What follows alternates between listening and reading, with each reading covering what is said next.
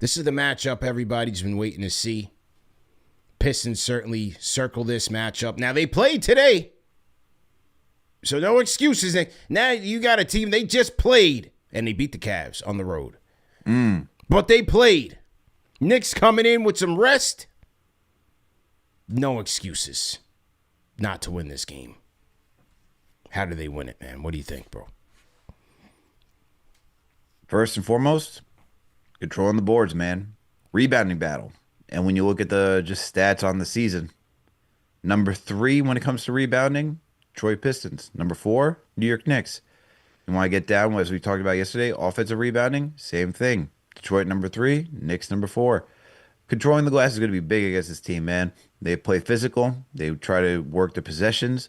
So they have to. Whoever wins that battle most likely is going to win the game. Like, that's just how I feel. Same thing as I said against when the Knicks played against the Spurs. It's going to be the same thing against Detroit. That's going to be number 1 for me. Number 2, with the big thing, who's controlling the paint? Points in the paint.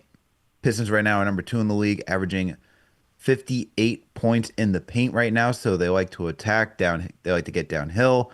They like to work the block, pick and roll with Jalen Duren. Is he even playing for tomorrow? He's supposed to be out. Okay, so no Duren. So most likely Stewart's gonna Beef Stew's gonna be playing, right? Yeah. They start with Reed and then bring Stewart off the bench. Paul Reed. Interesting.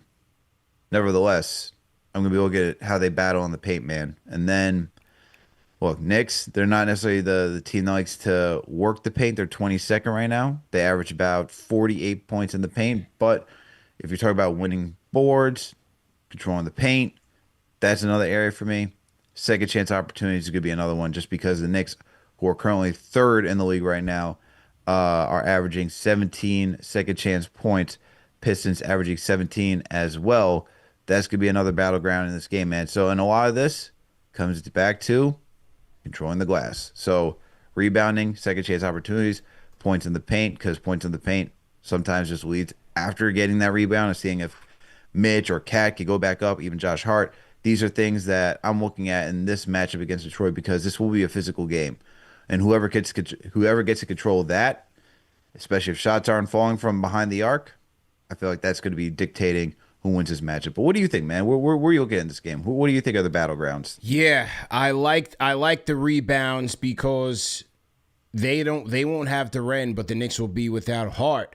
But Detroit's guards and wings rebound very well. So we talked about Ron Holland. He had 8 rebounds in that win over the Cavs.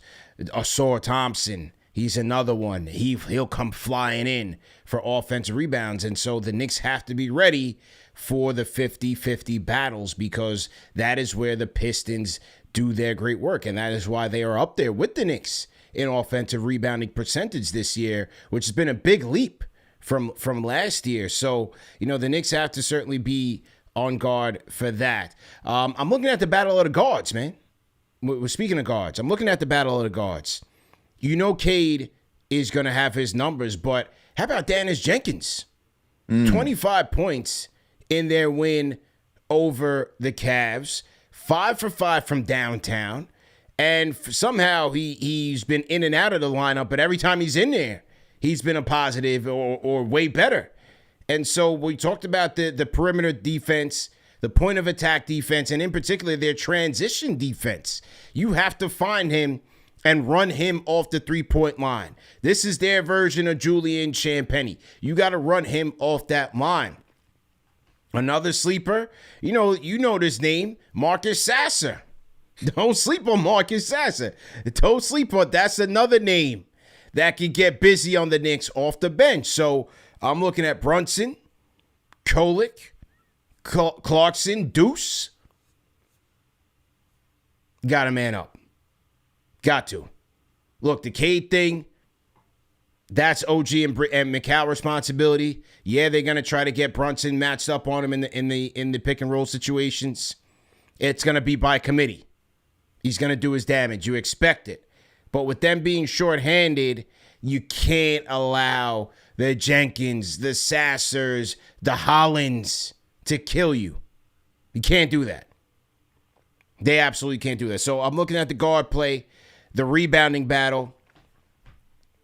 The Knicks taking care of the ball because that has also been up as of late. You look at last night, Saturday night's loss to the Philadelphia 76ers. 16 turnovers lead to 25 sixer points. Detroit is not only an opportunistic team, but they will get out in transition and kill you for points that way. Don't give them extra opportunities to kill you because you know they're going to be pressuring the ball. The tape is out on the Knicks. We saw what the Hawks did. We saw what the Sixers did. So the Pistons are going to be looking to get ferocious, get physical with the Knicks, and turn those into points. They got to take care of the ball. And those would be my three keys, man. The boards, the guard play, and the turnover battle. For sure. I also like your points in the paint comment because it's another area where the Knicks have been getting gashed. So what's going to give? Are they going to allow Detroit to have their way here? And conversely, a Detroit team with beef stew in the middle and good perimeter guard play, if the Knicks are not able to get to the basket, then they're going to have to knock down their shots. They're going to have to be efficient from beyond the arc. So we'll have to see what gives there. Just pulling up the numbers right now, seeing how the Knicks were over the last 4 games shooting from the perimeter. Let's take a look to see how they were doing because they were on a hot streak. They are shooting 45% from downtown.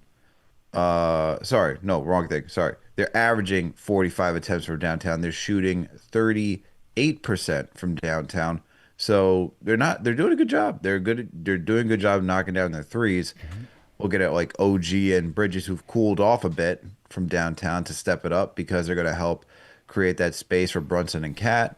But this should be a good matchup this should be in the Knicks' favor for them to knock down threes. And then when you also look at who's going to be playing for Detroit, I'm just doing a little quick research over here. Yeah. Tobias is out. Duren is out. Karis LeVert, TBD. He didn't play against the Cavs today, but we'll see what happens tomorrow. So if you don't have Tobias, if you don't have Duren, so they're still going to be a tough team, but they won't be at full strength. So maybe there's an opportunity for the Knicks to get one in Detroit and then, take a lead on the season series. Yeah. Look, the opportunity is there to take this game. As I said, Detroit coming in second night of a back-to-back. That's even more reason for the Knicks to go out there and out-effort them. Just as a start, a bare minimum. Don't get out-efforted from a team that's coming home on second night of a back-to-back. Because then we really got questions that need to be answered.